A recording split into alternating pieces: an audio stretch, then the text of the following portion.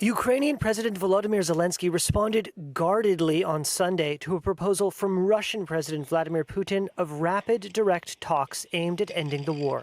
Putin made his proposal in a televised statement from the Kremlin on Saturday, more than 3 years after he sent Russian forces to invade the smaller neighbor. U.S. President Donald Trump, who says he wants to be remembered as a peacemaker, called Putin's proposal, quote, a potentially great day for Russia and Ukraine.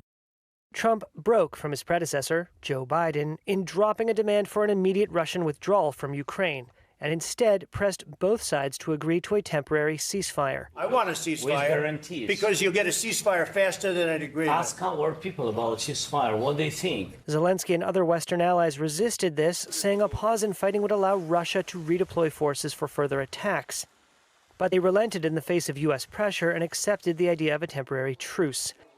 The Ukrainian leader said it was, quote, a positive sign that the Russians have finally begun to consider ending the war, but that, quote, the very first step in truly ending the war is a ceasefire.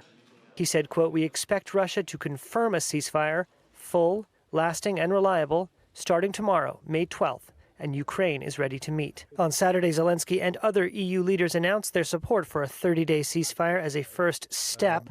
There is this ceasefire for 30 days proposal that is very clearly now on the table. It's unconditional ceasefire for 30 days.